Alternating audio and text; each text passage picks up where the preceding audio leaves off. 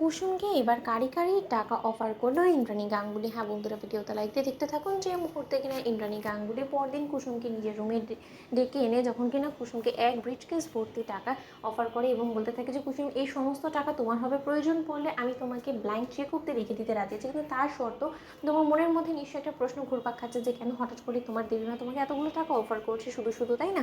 কারণ তুমি তো কোনো কাজকর্ম তো সেরকম আমাদের কোম্পানির জন্য এখনো পর্যন্ত করে দাও নাই। আমি তাহলে তোমাকে একটা কথা বলে রাখছি, এই সমস্ত কিছুগুলোকে রীতিমতো ধরে নিতে পারো যে তুমি আমাদেরকে যে পরিমাণে ঋণী করে ফেলেছো, বারবার করে আমাদের সমস্ত ধরনের বিপদ আপদ থেকে রক্ষা করে, সেই ঋণ স্বরূপই একটা সামান্য টোকেন অফ গিফট। ঠিক সেই সময় এই কথা বলা মাত্র যখন কিনা কুসুমের চক্ষু চরকাচ হয়েছে এবং কুসুম যখন কিনা কান্নায় ভেঙে পড়ে ইন্দ্রাণী গাঙ্গুলির পায়ের কাছে পড়ে বলতে থাকে যে দোহাই লাগে আপনার দেবীমা, আমি আপনাদের পরিবারে কার কখন ভালো করেছি, কারকে কখন বিপদ আপদ থেকে উদ্ধার করেছি, তার জন্য আপনি আজই হোক না কেন আমাকে টাকা দিয়ে আপনি অন্তত এই ঋণ শোধ করার চেষ্টা করবেন। আমাকে এতটা অন্তত নিশ্চয় ছোটো লোক ভাববেন না। আমরা গরিব হতে পারি কিন্তু আমাদের আত্মসম্মান আছে। ঠিক সেই সময় ইন্দ্রাণী গাঙ্গুলি বলতে থাকে যে আত্মসম্মান যদি বাস্তব রূপে তোমার থেকেই থাকতো তাহলে তুমি তোমার বাবার চোখে ধুলো দিয়ে দিনের পর দিন আয়ুষের পেছন পেছন এরকম ঘুর করতে না। কুসুম, আমি কিন্তু সেদিন সুস্পষ্টভাবে দেখেছি যে তুমি আয়ুষের কতটা কাছাকাছি ছিল। যেদিন কিনা আয়ুষকে কিডন্যাপ করা হয়েছিল তার পরবর্তীতে আমি বেশ কয়েকবার লক্ষ্য করছি তোমাকে তো আমি কোনো মতে আয়ুষের সঙ্গে মন্দিরে যেতে বলিনি। আজকে যদি সেদিন তুমি আয়ুষের সঙ্গে মন্দিরে না যেতে তাহলে হয়তো বা আয়ুষের এত বড় একটা বিপদও হতো না এবং তোমার কি না কি চুরি হয়েছে সেটার পেছনে আয়ুষ পাগলের মতন ছুটতে ছুটতে এরকম বিপদের মুখেও পড়তো না। তাহলে সেই সমস্ত কিছুর পেছনে কিন্তু সম্পূর্ণরূপে তুমিই দায়ী।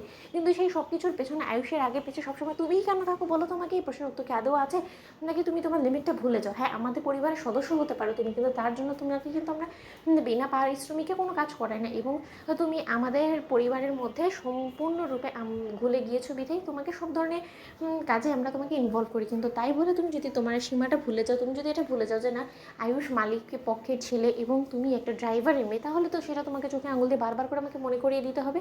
আরও একটা কথা কুসুম, তোমার জন্য খুব শীঘ্রই, যত শীঘ্রই সম্ভব আমি উত্তম একজন জীবনসঙ্গী খুঁজে তোমাকে যত তাড়াতাড়ি সম্ভব পাত্রস্থল করে দেবো এবং আমি আয়ুষের জন্য ইতিমধ্যে খোঁজ করা শুরু করে দিয়েছি। কারণ আমার মনে হয় না যে আয়ুষের জীবনসঙ্গিনী খোঁজার দায়িত্ব তোমার কাছে তুলে দিয়ে খুব একটা বেশি দিন আমি নিশ্চিন্ত হতে পারবো। কারণ তুমি তো কোনো মতে আয়ুষের জীবনসঙ্গিনী খুঁজে বার করতে পারবে না, সেটা ইতিমধ্যে আমার বোঝা হয়ে গিয়েছে। কারণ তুমি তো আয়ুষের জীবনসঙ্গিনী হিসেবে নিজেকে দেখছো এবং তুমি যদি সেটা ভেবে থাকো যে না তুমি গাঙ্গুলি পরিবারের বড় বউ হওয়ার যোগ্য, তাহলে আমি বলবো যে সেই যোগ্যতা তুমি কোনোদিন অর্জন করতে পারবে না। কারণ তার আর কোনো রকম কোনো ধারের কাছেও কোনো গুণ তোমার মধ্যে নেই। সেই কথাটা তুমি যত শীঘ্রই সম্ভব নিজের মাথায় ঢুকিয়ে নাও। ঠিক সেই সময় কুসুম বলতে থাকে যে দেখবো আপনি কী সমস্ত কথা বলছেন বলুন তো? আমি যেখানে কিনা একটা ভিখিরি বাড়ির মেয়ে, সেই জায়গায় আমি রাজরানী হওয়ার যদি স্বপ্ন দেখি, সেটা তো আমারও, সেই স্বপ্ন দেখাটাও আমার জন্য পাপ। তাহলে মেয়ে সমস্ত স্বপ্ন দেখে আসার গল্প কেনই বা করতে যাবো বলুন তো? আমি সেরকম কোনো কিছু দেখছি না। দেবীমা, আপনি আমাকে ভুল বুঝছেন, আপনি আমাকে ক্ষমা করে দিন। তো বন্ধুরা, লাইক এবং শেয়ার করে সাবস্ক্রাইব করতে ভুলো না।